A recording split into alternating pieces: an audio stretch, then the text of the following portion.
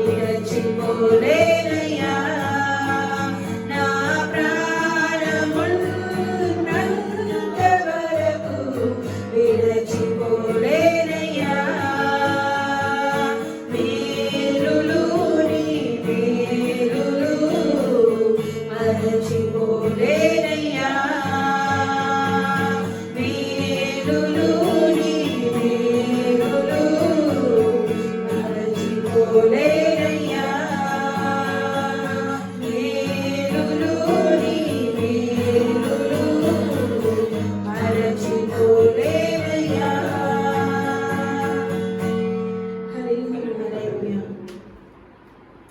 చలంచలుగా హెచ్చించి నన్నెంతగానో దీవించావు.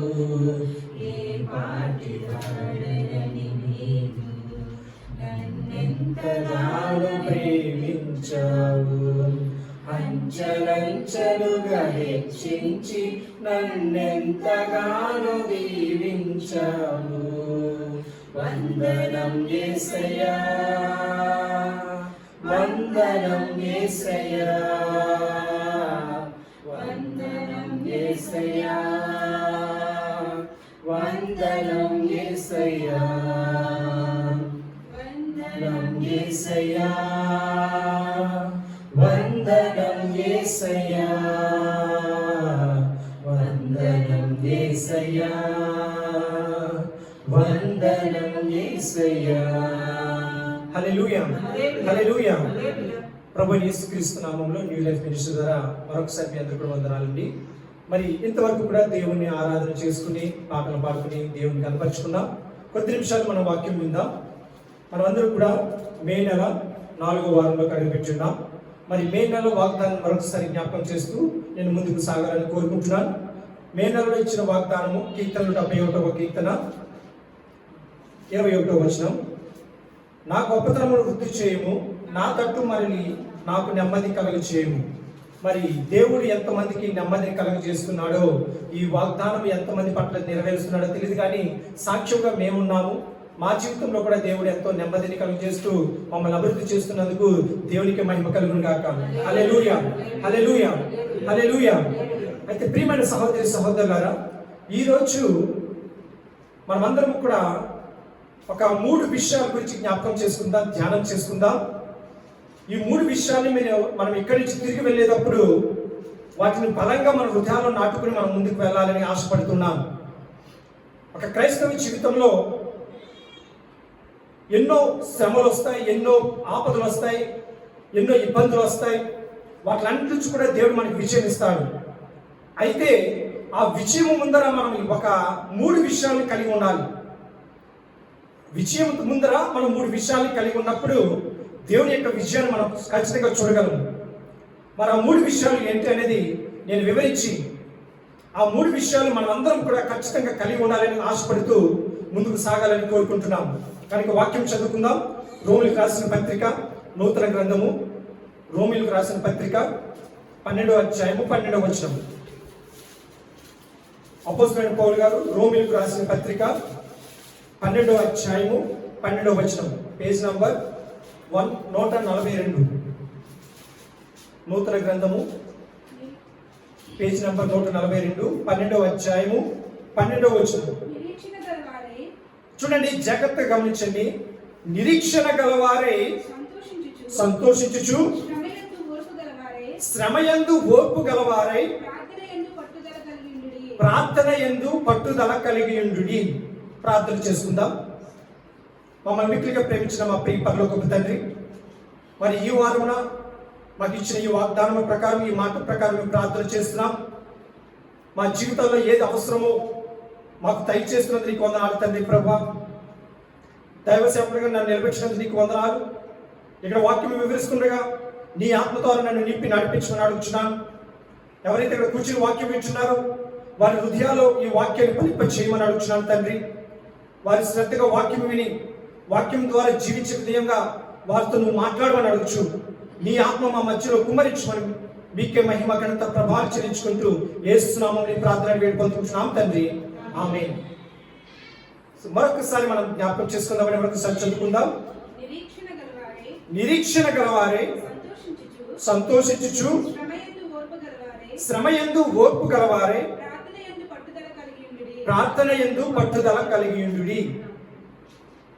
చూడండి, ఈ వాక్యంలో మనకు 3 విషయాలు జ్ఞాపకం చేస్తున్నారు పౌలు గారు. రోమిలకు రాసిన పత్రికలో అక్కడ ప్రజలకు చెప్తున్న మాట ఏంటంటే 3 విషయాల్ని జాగ్రత్తగా గమనించుకోవాలి. 3 విషయాల్ని మన హృదయాల్లో ఎప్పుడు పట్టుకోవాలి. మొదటిది ఏంటండి? నిరీక్షణ గలవారే ఉండాలి.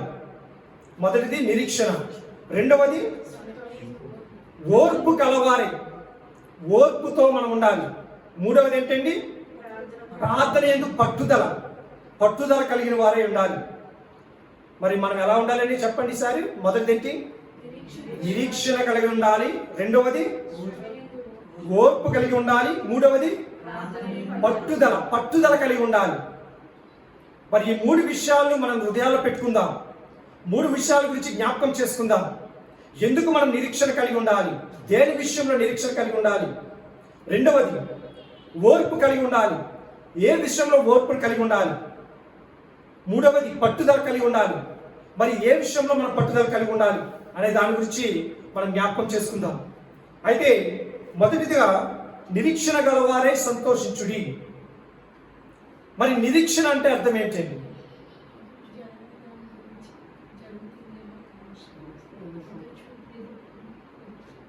ఎదురు చూచుట. నిరీక్షణ అంటే ఏంటండి? ఎదురు చూచుట.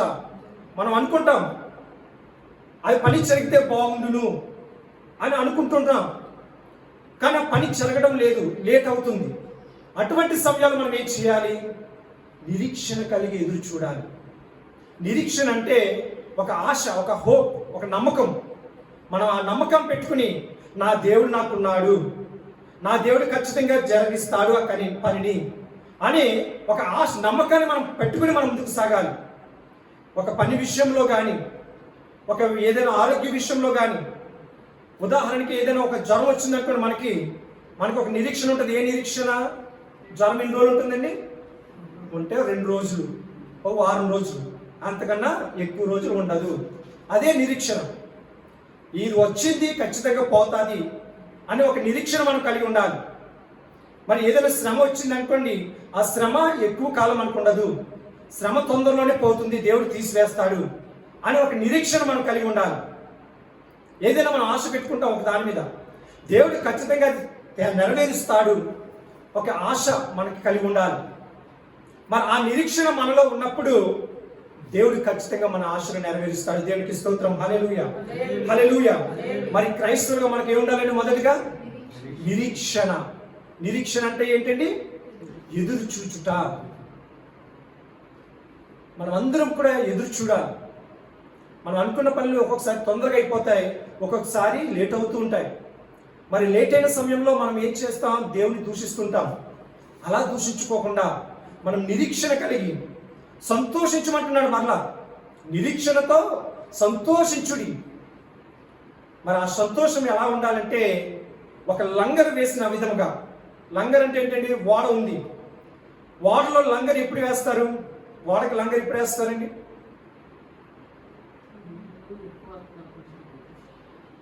అది ఇటు అటు కొట్టుకుపోకుండా ఉన్న చోటే బలంగా నిలబడడానికి లంగర్ అనేది వేస్తారు. అలాగ మన జీవితం ఎప్పుడు కూడా నిరీక్షణ కలిగి ఉండాలి. ఒక చేపలు పట్టే వ్యక్తి ఏం చేస్తారంటే తన పడవను తీసుకుని, ఓడను తీసుకునో దాంతో పాటు ఒక లంగర్ని కూడా తీసుకుని వెళ్తాడు. ఎందుకంటే సముద్రంకి వెళ్ళిన తర్వాత వాళ్ళ జీవితంలో ఏది వస్తుందో వాళ్ళకి తెలియదు. తుఫాన్ రావచ్చు, ఎంతో గలిబిలి రావచ్చు.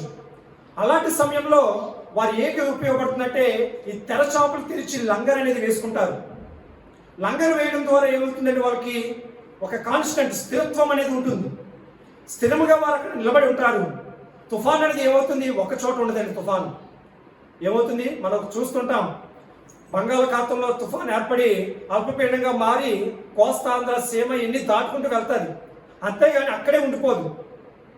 అలాంటి సమయంలో మనం కొట్టుకుపోకుండా, ఆ భయంకరమైన శ్రమల నుండి మనం కొట్టుకుపోకుండా మనం స్థిరత్వంగా నిలబడి ఉండాలంటే మనం ఎలా ఉండాలండి? నిరీక్షణ కలిగిన వారమే ఉండాలి. అందుకే హెబ్రీయులకు రాసిన పత్రిక 6వ అధ్యాయం 19వ వచనంలో ఒక మంచి మాట చెప్తూ ఉన్నారు. హెబ్రీయులకు రాసిన పత్రిక, Hebrews chapter 6 verse 19.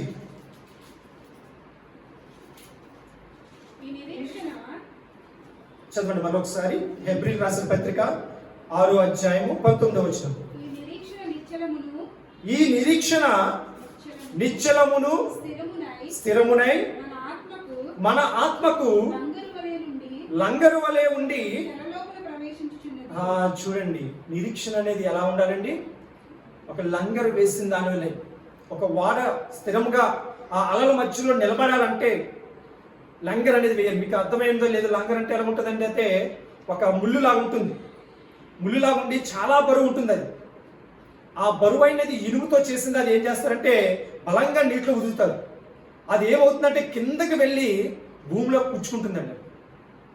భూమిలో పుచ్చుకున్నప్పుడు వాడని అటు ఇటు కదలకుండా బలంగా నిలబెడుతుంది. అదే స్థిరత్వం. మరి దేవుల్లో ఉన్నప్పుడు కూడా మనం అదే స్థిరత్వాన్ని మనం కలిగి ఉండాలి. యేసుక్రీస్తు అనే స్థిరత్వాన్ని మనం కలిగి ఉండి బలంగా మనం నిలబడి ఉండాలి. ఎన్నో శ్రమలు వస్తాయి, ఎన్నో శోధనలు వస్తాయి. వాటి నుండి మనం భయపడి మనం పక్కకు తెలిగిపోకూడదు.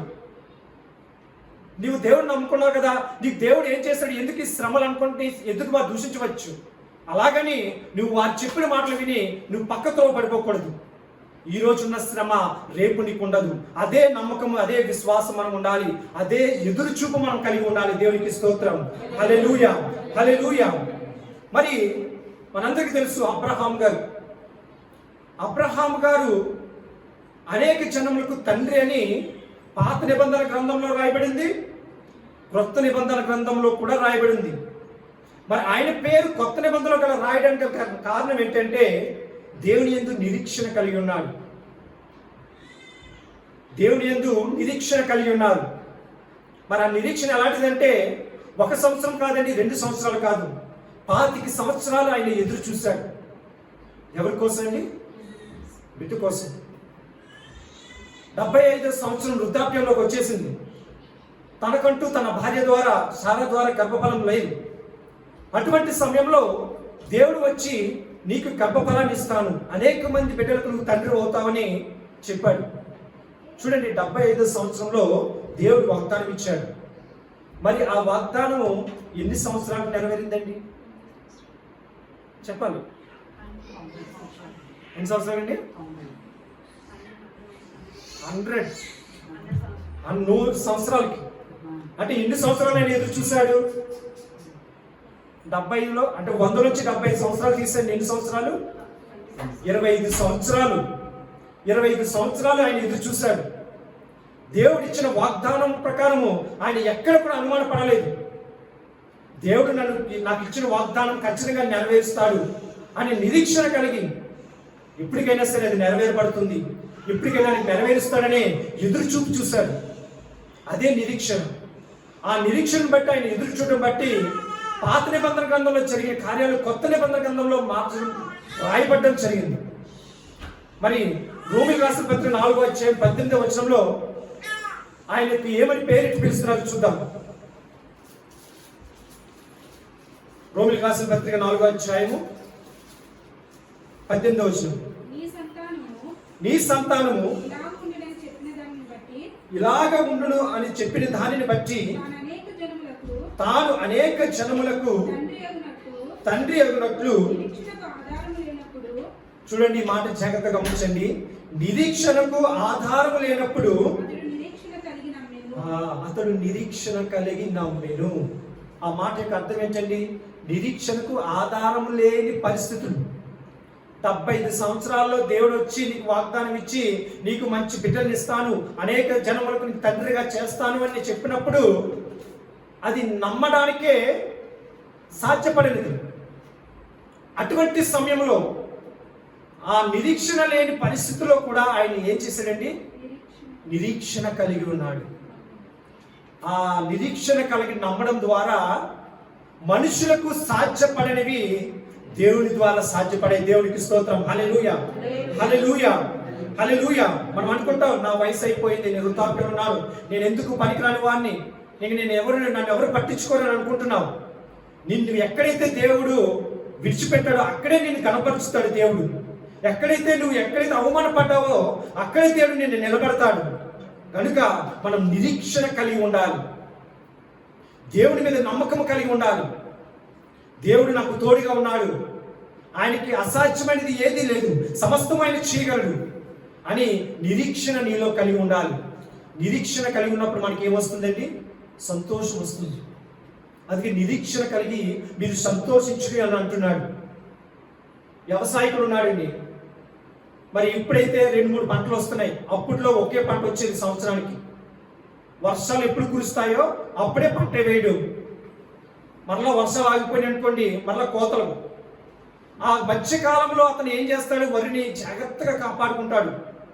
ఎక్కడ పిచ్చి మొక్కలు వస్తాయో ఏంటో అని చుట్టూ చూసుకుంటూ మరి ఆ పంట కొరకు ఎదురు చూస్తుంటాడు. మరి పంట వేసేటప్పుడు అది ఎప్పుడు వస్తుందో, మంచి పంట బాగా వస్తుందో అని తనకు నమ్మకం ఉంటుందండి?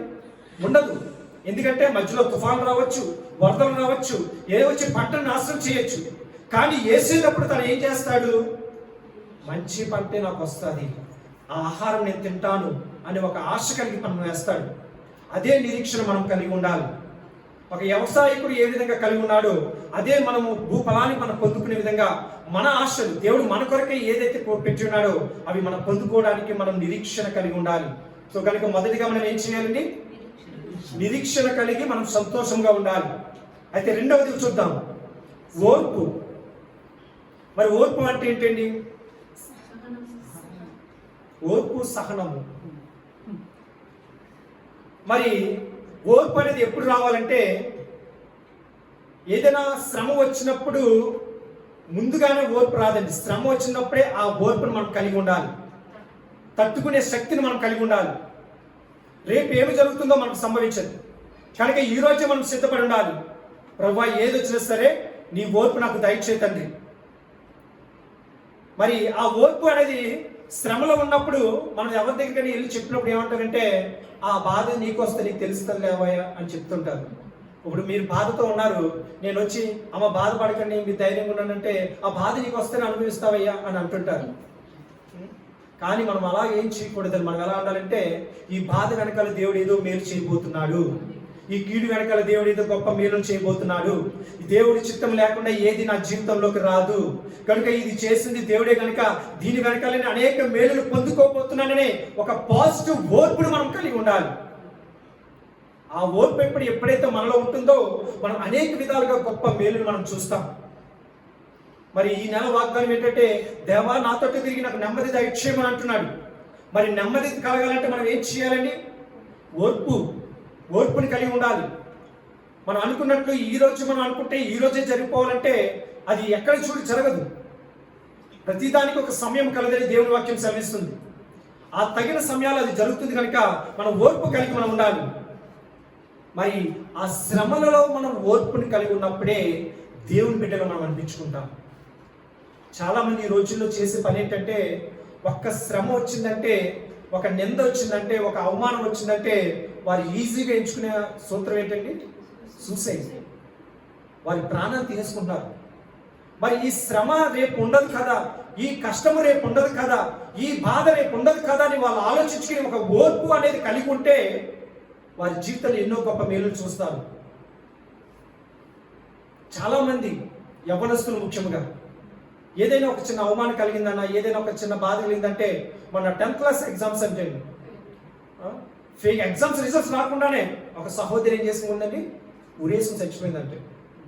వాళ్ళు ఊహించేసుకుని, కానీ ఎగ్జామ్స్ రాసి మంచి మార్కులు వస్తాయని అనుకున్నది తన ఆలోచన చేసుకుని ఎగ్జామ్లో ఫెయిల్ అవుతానేమో అనుకుని ఉరేసుకుని చనిపోయిందంటే. కానీ ఎగ్జామ్స్ వచ్చిన తర్వాత ఆ సహోదరి ఫస్ట్ క్లాస్లో పాస్ అయిందంటే. మరి ఇప్పుడు తన ప్రాణాన్ని మరలా తిరిగి రప్పించుకోగలదా? లేదు. అదే ఓర్పు కలిగి ఉన్నట్లయితే, ఆ సహోదరి దేవుని నమ్ముకుని ఓర్పు కలిగి ఉన్నట్లయితే ఈరోజు చక్కగా తన తల్లిదండ్రులతో ఆనందించుకుంటూ ఫర్దర్ స్టడీస్కి వెళ్ళి ఉండేది. మన విషయాలను కూడా అలాగే కలిగి ఉండాలి. ఏదైనా శ్రమ వచ్చిందన్నా, ఏదైనా కష్టం వచ్చిందన్నా మనం ఓర్పును మనం కలిగి ఉండాలి. చాలా మందికి ఎక్కువగా స్త్రీలకు వచ్చే మాట ఏంటంటే, ఈ సహోదరి చాలా ఓర్పు కలిగిందండి బాబు. ఎంత ఓర్పు అంటే, ఎంత కష్టమైనా సరే. అదే మాట మనము మీనా సిస్టర్ గారు గర్భిణీ స్త్రీగా ఉన్నప్పుడు మనం చూసాం. మరి బిడ్డను మోస్తూ కూడా అన్ని విషయాల్లో కూడా చక్కచక్క దేవుడి కొరకే నేను చేయాలి, దేవుడే చూసుకుంటాడు, ఆ బిడ్డని దేవుడే చూసుకుంటాడనే ఒక ఓర్పుని కలిగి సిస్టర్ ఎన్నో విషయాల్లో తను చేయకూడని పనులు కూడా సిస్టర్ చేసింది. బండి నడుచుకుంటూ అక్కడి నుంచి ఇక్కడి వరకు నడుచుకుంటూ సహోదరు రావడం చూసాం. మరి ఈ రోజున మరి దేవుడు ఆ బిడ్డని ఎంత ఆశీర్వదించాడండి. తల్లి బిడ్డనిద్దరిని కూడా క్షేమంగా ఉంచాడు. అలాగే మనం దేవునిలో ఓర్పు కలిగి ఉండాలి. మరి ఇశ్రాయేలు ప్రజలు కానాను దేశానికి వెళ్ళే సంవత్సరంలో ఎన్ని సంవత్సరాల్లో వారు అరణ్య మార్గం వెళ్ళారండి? 40 సంవత్సరాలు. మరి నీవు నేను ఒక రోజు ఒక వారము ఒక నెల ఆగితే ఏమైపోతా? దేవుడు నన్ను విడిచిపెట్టేశాడు, ఇంకా నాకేమీ లేదు, ఇంకా నేను భరించలేని శ్రమ, దేవుడు నన్ను విడిచిపెట్టేశాడు, దేవుడు నన్ను మర్చిపోయాడు అనుకుంటాం. మరి ఇశ్రాయేల్ ప్రజలు 40 సంవత్సరాలు అరణ్యంలో వెళ్తూ ఉన్నప్పుడు వారు ఎన్ని బాధలు పడ్డారో. తాగడానికి నీళ్లు లేవు, తినడానికి ఆహారం లేదు, ఉండడానికి శరీరమైన ఒక నివాసం లేదు.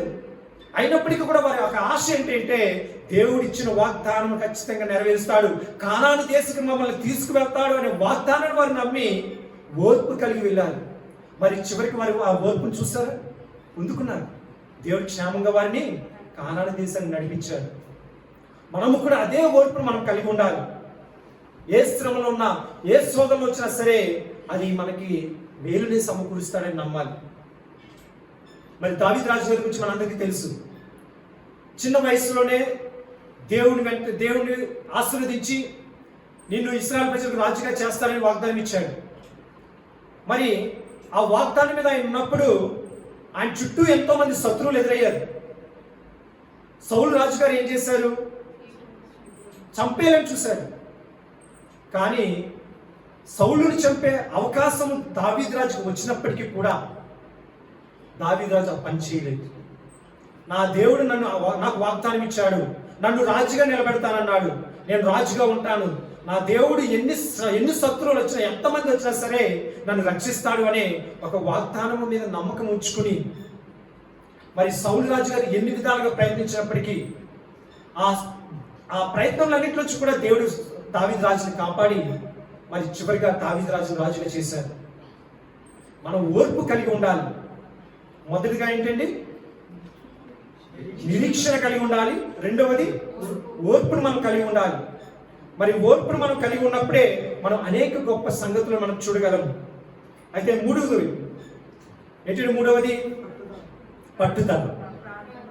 దేనిలో పట్టుదల మనం కలిగి ఉండాలి? నేను ఒకటి అడిగాను, నాకు దేవుడు ఒక కారుని అడిగాను, ఆ కారు ఇవ్వలేదు, నేను ఆ కారు కోసమే పట్టుదల కలిగి ఉన్నాను. దేవా నాకు కారు ఎప్పిస్తామని పట్టుదల ఉండాలండి. మనకి ఏది అవసరమో దేవుడు మనకు ముందుగానే తెలుసు.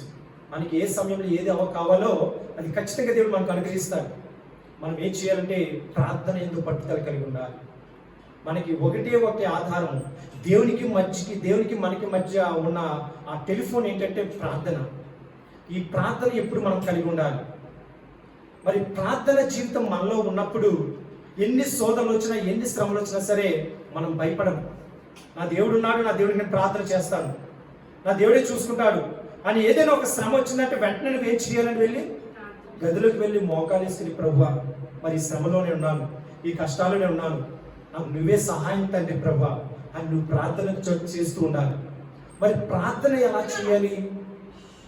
ఒకసారి ప్రార్థన చేసి వదిలేస్తే అయిపోతుందండి. చాలా మందిలో ఉన్న తప్పుదల ఏంటంటే ఒకసారి ప్రార్థన చేసి వదిలేస్తారు, దేవా ఎప్పుడు చేస్తావని ఎదురు చూస్తుంటారు. అంతే, ఒకసారి చెప్పేసాము, దేవుడు వినేస్తాడు, నా బాధ్యత అయిపోయింది, దేవుడే చేస్తాడు అని అనుకుంటాం. కానీ అలా కాదు. మనం పట్టుదల కలిగి మనం భయభక్తులతో విడువక ప్రార్థన చేయాలి. మరి బైబిల్లో ఒక ఆయన ఉన్నాడండి, ఒక న్యాయాధిపతి ఉన్నాడు. న్యాయాధిపతి దేవునికి భయపడేవాడు కాదంటండి, దేవుని ఆరాధించేవాడు కాదంటండి. కానీ ఆ న్యాయాధిపతి దగ్గరికి ఒక విధవరాలు వచ్చేదంటే, విధవరాలు వచ్చి ఏం చేసేదంట, నాకుని నా పొరుగు వారికి సమస్య వచ్చింది, ఒక గొడవ వచ్చింది, దాన్ని మీరే తీర్చాలని చెప్పి ఒక రోజు న్యాయాధిపతి దగ్గరికి వచ్చి అడిగి వెళ్ళిపోయిందంటే. మరి ఆ న్యాయాధిపతి ఏం చేస్తాడు? ఒక రోజు అడిగితే మర్చిపోతాడు, మరలా వస్తుందిలే, మరలా చూస్తుందిలే అని అనుకుంటాడు. కానీ ఆ విధవరాలు చేసిన పని ఏంటండి? మాటికి ముమ్మారు వచ్చి ఆ న్యాయాధిపతిని విడవకుండా అదే ప్రార్థన ఇదే చేసిందంటే, నాకు న్యాయం తీర్చు అని. తన పనులన్నీ మానుకుని న్యాయాధిపతి ఏం చేశాడండి? ఆ విధవరాలి యొక్క కోరికను తీర్చాడు. దేవునిలో కూడా మనం అలాగే ఉండాలి. మరి దేవుడు చెప్పిన ఉపమానం అండి, ఆ ఉపమానం ఒకసారి చూద్దాం. లూకా రాసిన సువార్త 18వ అధ్యాయం 1-3 వచనాలు. లూకా రాసిన సువార్త 18వ అధ్యాయం. వారు విసుకక, చూడండి ఏమైనా ప్రార్థన చేయాలని మనం విసుకక నిత్యము ప్రార్థన చేయుచుండవలనటకు ఆయన వారితో ఈ ఉపమానం చెప్పెను.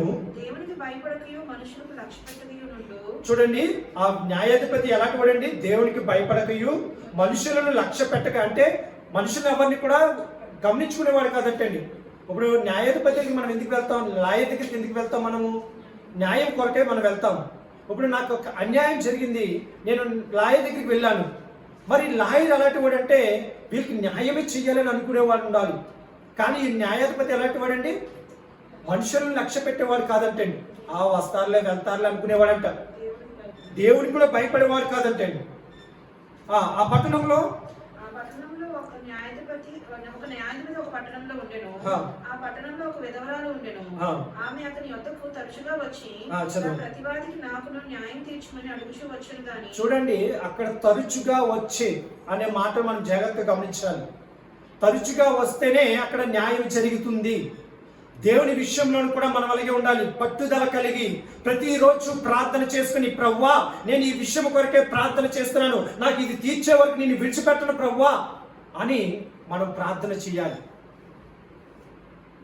మరి ఆ ప్రార్థన ఎప్పుడైతే నీలో కలిగి ఉంటావో నీ కార్యాలు దేవుడు వెంటనే ఏం చేస్తాడు? బాబోయ్, ఆ బిడ్డ యొక్క సంగతి పక్కన పెడదాం, ఈ బిడ్డ ముందు చూద్దాం, ఈ బిడ్డ నన్ను విడిచిపెట్టేలా లేదు, వెంటనే బిడ్డ కార్యాలు మనం చేద్దామని దేవుడు నీ వైపు తిరిగి నీవు అనుకున్నవి ఏవైతే ఆగిపోయి ఉన్నాయో అవన్నీ కూడా దేవుడు చక్కబడి చేయడానికి సిద్ధంగా ఉంటాడు. మనం ఎలా ఉండాలండి? విడువక విసుకక నిత్యం కూడా ప్రార్థన చేస్తూ ఉండాలి. మరి అటువంటి ప్రార్థన మనలో ఉందా లేదా ఒక్కసారి మనం జ్ఞాపకం చేసుకుందాం. మన జీవితాల్లో కార్యాలు ఎందుకు జరగడం లేదు, మన జీవితంలో అనుకున్నవి ఎందుకు మనం చూడడం లేదు అని అనుకుంటే తప్పు మనలో ఉన్నట్టు. మరి మనం ప్రార్థన చేసేటప్పుడు అది విశ్వాసంతో మనం ప్రార్థన చేస్తున్నామా, దేవుడి దగ్గర ఎన్నిసార్లు దాని ప్రార్థన మొదలుపెడుతున్నాం అనే విషయాన్ని మన ప్రార్థనలో కనిపించుకోవాలి. మరి బిడ్డల విషయంలో కూడా మేము ఎన్నోసార్లు ప్రార్థన చేశాం, అలాగని విడిచిపెట్టలేదు. ప్రభువా నీ సమయం వచ్చే వరకు కూడా మేము ఎదురు చూస్తుంటాం అని ప్రతిరోజు ప్రతి క్షణం కూడా ప్రార్థన చేస్తూనే ఉన్నాం. మరి దేవుడు చేసిన కార్యాలు మేము చూస్తున్నామని ఇప్పుడు చూస్తున్నాం. ఖచ్చితంగా అదే నమ్మకం, అదే బలం, అదే విశ్వాసము మీలో కూడా ఉండాలి. ఏదైనా ఒక కార్యం మనకు ఆగిపోయిందంటే అది జరిగేంత వరకు, అది తీరేంత వరకు ప్రభువా నేను నీకు విడిచిపెట్టను, అది నాకు జరగాలి. ఈ విధవరాలు న్యాయాధిపతి దగ్గరికి తరచుగా వచ్చి అయ్యా మాకు న్యాయం తెచ్చండి, అయ్యా మాకు న్యాయం తెచ్చండి అని ఏ విధంగా అడిగిందో మరి మనమందరం కూడా ప్రభు దగ్గర ప్రార్థన చేయాలి. ప్రభువా నాకు ఈ కార్యాలు జరగాలి తండ్రి, ప్రభువా ఇది నువ్వు నెరవేర్చు తండ్రి ప్రభువా అని విడువక విసుగక ప్రార్థన చేస్తూ ఉన్నప్పుడు మరి కుమారుడు ఏదైతే పదే పదే తండ్రిని అడుగుతాడో, మరి తండ్రి మొదట కాదన్నప్పటికీ కూడా పదే సార్లు అడిగినప్పుడు ఏం చేస్తాడండి? తండ్రి ఒప్పుకొని ఖచ్చితంగా చేస్తాడు. అలాగే దేవుడు కూడా మన కార్యాలన్నీ కూడా జరిగిస్తాడు. కనుక మనం ఏ విషయంలోనూ కూడా భయపడకుండా ఇవన్నీ కూడా చేయాలి. అయితే ఈ మూడు విషయాలు ఏంటండి? నిరీక్షణ కలిగి ఉండాలి, రెండవది ఓర్పుని కలిగి ఉండాలి, మూడవది పట్టుదల కలిగి ఉండాలి. ఈ మూడు కలిగి మనం ఎవరి వైపు చూడాలండి? లోకం వైపు అండి. ఈ మూడు కలిగి మనము దేవుని వైపు చూడాలి. మనం ఎప్పుడైతే దేవుని వైపు చూస్తామో నీ యొక్క విశ్వాసమును బట్టి, నీ యొక్క నిరీక్షణను బట్టి, నీ యొక్క ఓర్పును బట్టి, నీ యొక్క ప్రార్థన పట్టుదలను బట్టి పరలోకం ఉన్న దేవుడు దిగి వచ్చి నీ కార్యాలు జరిగిస్తాడు. దేవుడికి స్తోత్రం. హల్లెలూయా, హల్లెలూయా. కనుక మనం బలపరుచుకోవాలంటే మనలో ఏముండాలండి? మూడు క్వాలిటీస్: నిరీక్షణ, ఓర్పు, పట్టుదల. మరి ఈ మూడు కూడా ఎప్పుడు కూడా మనలో నిరంతరంగా ఉండాలి. ఏ చిన్న విషయమైనా, ఏ పెద్ద విషయమైనా సరే మొదటిగా ఏం చేయాలని? నిరీక్షణ. ఈ కార్యము దేవుడు జరిగిస్తాడు, నిరీక్షణ కలిగి ఉందాం. దీనికంటే మంచిదే దేవుడు మనకు చేస్తాడు అని నిరీక్షణ కలిగి ఉందాం. రెండవది ఓర్పు.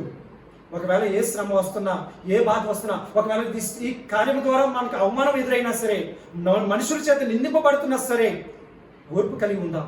దీని వెనకాల దేవుడు మనకు మంచిగా చేస్తాడు. తర్వాత పట్టుదల కలిగి ఉందాం. ప్రభువా నాకు ఇది పని జరిగించాలి, నాకు ఇదే ఆధారం, దేవా నాకు నువ్వే సహాయం చేయ ప్రభువా అని ఎప్పుడైతే మనం పట్టుదల కలిగి ఉంటామో దేవుడు నువ్వు ఏదైతే కోరుకుంటున్నావో అది నీకు సమృద్ధిగా దేవుడు నీకు అనుగ్రహిస్తాడు. అయితే ఇవన్నీ నువ్వు పట్టుకుని దేవుని వైపు తిరగాలి, దేవుని వైపు చూడాలి. దేవుని వైపు ఎప్పుడైతే మీరు చూస్తారో మీకు ఊహించనివి కన్నా అద్భుత కార్యాలు మీరు కళ్ళారా చూస్తారు. మరి పేతురు శిష్యులందరూ కూడా కపెర్నహూములోకి ముందుగా ధోనికి వెళ్ళిపోయారు. యేసు ప్రభువారు తర్వాత వస్తారని చెప్పారు. మరి శిష్యులందరూ కూడా ధోనికి వెళ్తూ ఉన్నప్పుడు మధ్యలో తుఫాన్ వచ్చింది. తుఫాన్ వచ్చినప్పుడు వీళ్ళు భయపడిపోతున్నారు. అయ్యో, దేవుడు ఉంటే బాగుందును, దేవుడు మమ్మల్ని రక్షిస్తాడు అని భయపడుతూ ఉన్నారు. మరి అటువంటి సమయంలో దేవుడు ఏం చేస్తున్నాడంటే యేసు ప్రభువారు నీటి మీద నడుస్తూ వస్తున్నారు. నీటి మీద నడుస్తూ వస్తున్నప్పుడు పేతురు ఏమంటున్నాడంటే, ప్రభువా, నేను కూడా నీటి మీద నడవగలనా అని దేవుని దగ్గర ప్రార్థన చేస్తున్నాడు. దేవుడి దగ్గర మొరపెట్టుచున్నాడు. మరి మొరపెట్టినప్పుడు బాగానే ఉంది. దేవుడు ఏమన్నాడు? నువ్వు అన్నట్టే రా అన్నాడు. మరి పేతురు గారు ఏం చేయాలి? దేవుడి వైపు చూసి నడవాలి కదా. ఆయన ఏం చేశాడు? నీటి వైపు చూశాడు. దిగాడు, 2 అడుగులు వేశాడు, చక్కగా నడుస్తూ ఉన్నారు. నడుస్తూ ఉన్నప్పుడు ఆయన మధ్యలో ఏం చేశారు? నీటి వైపు చూసి, సముద్రం వైపు చూసి, తుఫాను వైపు చూసి భయపడ్డాడు. అలాగే మన జీవితాలు ఉండకూడదు. నువ్వు ఎప్పుడైతే దేవుడి మీద ఆధారపడ్డావో, నీ ప్రాణం ఊపిరి ఆగిపోయేంత వరకు కూడా నువ్వు దేవుడి వైపే చూడాలి. ఒకవేళ నువ్వు నీటిలో మునిగిపోతున్నా సరే, చెయ్యిచ్చి లేపే దేవుడు మన దేవుడు. దేవుడు ఉన్నాడు. దేవుడి స్తోత్రం. కనుక మనం చివరి వరకు కూడా ఆయన వైపే చూడాలి. నువ్వు ఎప్పుడైతే శ్రమల వైపు చూస్తావో, ఎప్పుడైతే నీ వ్యాధులు బాధల వైపు చూస్తావో, వాటిని నిన్ను కుంగదీసేస్తాయి, నిన్ను లోపలికి నలకొట్టేస్తాయి, నువ్వు పైకి లేకుండా కిందకు నొక్కేస్తాయి. కాకుండా సర్వశక్తి కలిగిన దేవుడి వైపు నువ్వు ఎప్పుడైతే చూసి, ప్రభా నా 2 చేతులకి ఇస్తున్నాను ప్రభా, నన్ను చేయి పట్టుకుని నడిపించు అని అంటావో, నువ్వు ఊహించని కార్యాలు కూడా దేవుడు నీ పట్ల జరిగిస్తాడు. దేవునికి స్తోత్రం. హల్లెలూయా. కనుక మనం ఏం చేయాలంటే దేవుడి వైపు చూడాలి. మనం నిరీక్షణ కలిగి ఉండాలి, ఓర్పు కలిగి ఉండాలి, పట్టుదల కలిగి ఉండి దేవుడి వైపు చూడాలి. ఎప్పుడైతే ఇవన్నీ 4 విషయాలు మనం చేసామో, మనకి ఏ శ్రమ వచ్చినా, ఏ కష్టం వచ్చినా, ఏ బాధ వచ్చినా సరే మనం భయపడమండి, కుంగిపోము, ధైర్యంగా నిలబడగలం. ఒక విశ్వాసకి కావాల్సింది ఏంటంటే ఆత్మబలం, ధైర్యం. దేవుళ్ళో బలంగా నిలబడాలి. సాతాను ఏం చేస్తుందంటే ఎప్పుడు పడగొడతామా, ఎప్పుడు కుంగతీద్దామా, ఎప్పుడు బయటికి లాగేద్దామనే చూస్తుంటుంది. అటువంటి సమయంలో మనకి ఈ 3 ఆయుధాలు మనకు ఉన్నట్లయితే, నిరీక్షణ, ఓర్పు, పట్టుదల మనం కలిగి ఉన్నప్పుడు సాతాను మన దగ్గర రావడానికి భయపడుతుంది. బాబో, ఈ సహోదరుడు బాగా నిరీక్షణ కలిగిన వాడు, ఎంత శ్రమ అయినా సరే, ఎంత కష్టమైనా సరే చివరి వరకు దేవుడి కొరకే ఉంటాడు. అదేవిధంగా ఓర్పు కలిగి ఉంటాడు. మరి యోబు గారి గురించి మనందరికీ తెలుసు. తన సంపద పోయింది, బిడ్డలు పోయారు, తన ఆస్తులన్నీ పోయాయి, అయినప్పటికీ కూడా ఆయన ఓర్పుని కలిగి ఉన్నాడు. నా దేవుడు ఇచ్చాడు, నా దేవుడు తీసుకున్నాడు, అదే మాట. బట్ చివరికి ఏమైంది? 2 ఆశీర్వాదం ఆయన పొందుకున్నాడు. మరి అటువంటి విశ్వాసం మనలో కలిగి ఉండాలి. ఒక విశ్వాసి బలంగా, ఆత్మంగా దేవుని సన్నిధిలో నిలబడాలంటే ఏంటండి? నిరీక్షణ, ఓర్పు, పట్టుదల ఇవన్నీ కలిగి ఉండి దేవుడి వైపు చూసినప్పుడు నీవు ఊహించిన దానికంటే గొప్ప మేలు నువ్వు చూస్తావు. మరి దేవుడు ఆ కార్యాలు మన పట్ల జరిగించాలి. ఆ కార్యాలు మన పట్ల జరిగిస్తాడు ఖచ్చితంగా. మనం ఏం చేయాలంటే నిరీక్షణ కలిగి ఉందాం, ఓర్పు కలిగి ఉందాం, ప్రార్థన పట్టుదల కలిగి ఉందాం. ప్రభువా, మరి నేను ప్రార్థన చేస్తున్నాను ప్రభువా, నా జీవితం, నా కష్టమంతా కూడా నీ సన్నిధి మోర్పుచున్నాను తండ్రి, మరి నీవే నాకు సహాయం చేయి ప్రభువా అని ఎప్పుడైతే నువ్వు విలువగా ప్రార్థన చేస్తావో, దేవుడు గొప్ప కార్యం నీ పట్ల జరిగిస్తాడు. ఆయన తీర్పు వెంటనే మనకు వస్తుంది. ఆయన కార్యములు మనం వెంటనే మనం చూస్తున్నాము. కనుక మనం అందరం కూడా ఈ మాటలను జ్ఞాపకం పెట్టుకుని విశ్వాసంలో బలంగా నిలబడతాం. బలంగా నిలబడినప్పుడు దేవుడు మనల్ని ఇంకా ముందుకు నడిపించి మనల్ని ఆశీర్వదిస్తాడు. ఈ మాటలన్నీ కూడా మనం హృదయంలో పెట్టుకుని మనం ప్రార్థన చేసుకుందాం. అందరూ కూడా లేచి నిలబడదాం. అందరూ కూడా లేచి నిలబడి, మరి ప్రభువా, ఒకవేళ నాలో నిరీక్షణ లేనట్లయితే నాకు నిరీక్షణ దయచే తండ్రి. ప్రభువా, నాకు నెమ్మది నేను కోల్పోతున్నాను తండ్రి, సంతోషాన్ని నేను కోల్పోతున్నానంటే నాలో నిరీక్షణ లేదేమో తండ్రి. నేను నిరీక్షణ కలిగి నీవు నా కొరకు అనేక గొప్ప కార్యములు దాచించావు తండ్రి. ప్రభువా, గొప్ప మేలు నా పట్ల ఉంచావు తండ్రి. వాటిని నేను పొందుకోవడానికి నేను నిరీక్షణ కలిగి ఉండడానికి సహాయం చేయి తండ్రి. అదేవిధంగా ఓర్పు, నాలో ఒక ఓర్పు లేకపోతే ఆయన శ్రమలో నేను కృంగిపోతున్నాను, ఈ సోదరులో నేను భయపోతున్నాను, నాకు ఓర్పు దయచేయి ప్రభు అని ప్రార్థన చేయి. ఏ విషయంలో అయినా సరే దేవుడి పట్ల నువ్వు ఎదురు చూస్తున్నట్లయితే, నీ ఓర్పుని బట్టి, నీ నిరీక్షణ బట్టి, నీ పట్టుదలను బట్టి దేవుడు ఇప్పుడే ఆ కార్యం నీ పట్ల జరిగించబోతున్నాడు. కనుక మనము విశ్వాసంతో, నమ్మకంతో బలంగా దేవుని సన్నిధిలో నిలబడదాం.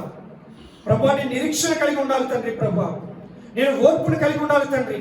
నేను పట్టుదల కలిగి ఉండాలి తండ్రి. ప్రభువా, ఏదో నామమాత్రపు ప్రార్థనలు చేసి నేను వాటిని విడిచిపెట్టడం కాదు కానీ తండ్రి, వాటిని నేను పొందుకునేంత వరకు కూడా పట్టుదల కలిగి ఉండాలి తండ్రి. ప్రభువా, నేను నీ వైపే చూస్తున్నాను తండ్రి.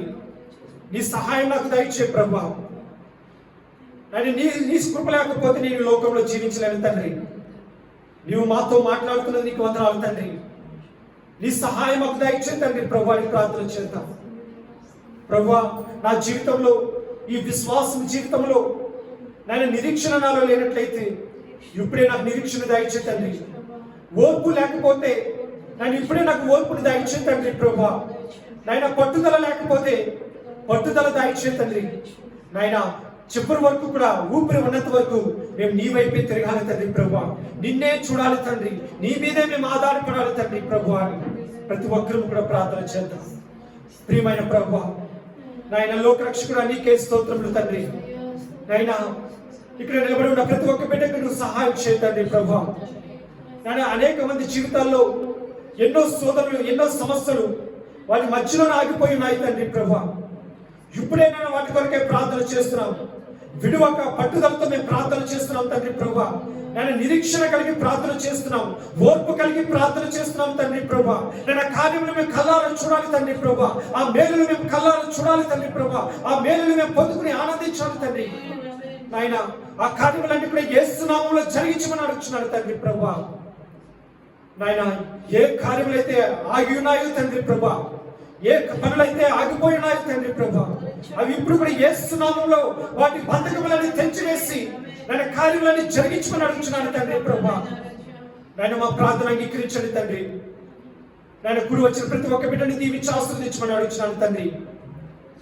నేను బెన్ని బ్రదర్ గారి కుటుంబం కొరకే ప్రార్థన చేస్తున్నాను. నేను అక్కడికి ఆగిపోయిన కార్యములని కొరకు ప్రార్థన చేస్తున్నాం తండ్రి. పట్టుదలతో ప్రార్థన చేస్తున్నాం తండ్రి. ప్రభువా, నేను ద్వారములు తెరిచి నైనా తండ్రి. ప్రభువా, నేను విడుదల దయచేయమని అడుగుతున్నాను తండ్రి. కార్యములు వారి కళ్ళారా చూసి సంతోషించి భాగ్యము దయచేయండి.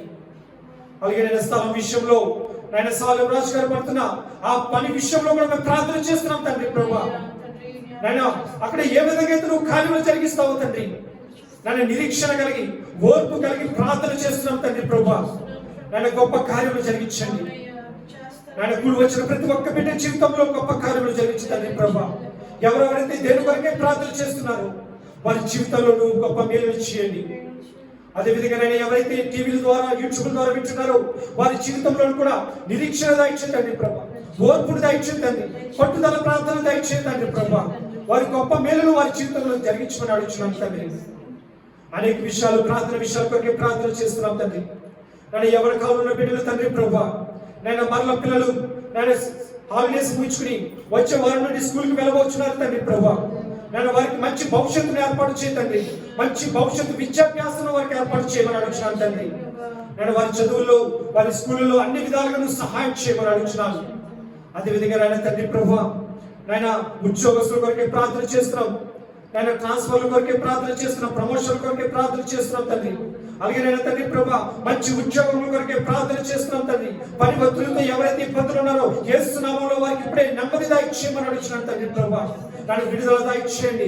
నేను తండ్రి మంచి ఉద్యోగాలు వారికి దయచేయమని అడుగుతున్నాం. వారి కోరుకున్న విధంగా వారికి మంచి ఉద్యోగాలను దయచేయండి. ప్రభువా, అనారోగ్యం కొరకే ప్రార్థన చేస్తున్నాం. రోగములతో ఉన్న వారి కొరకే ప్రార్థన చేస్తున్నాం తండ్రి.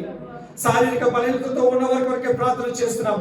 నాయన తండ్రి, నాయన పెరాలసిస్ వచ్చి బాధపడుతున్న వారికి, హార్ట్ అటాక్ నుంచి బాధపడుతున్న వారికి, నాయన తండ్రి కళ్ళ సమస్యలతో ఉన్న వారికి, కాళ్ళ సమస్యలతో ఉన్న వారి కొరకే ప్రార్థన చేస్తున్నాం తండ్రి. ప్రభువా, నాయన కీళ్ళ నొప్పులతో ఉన్న వారి కొరకే ప్రార్థన చేస్తున్నాం.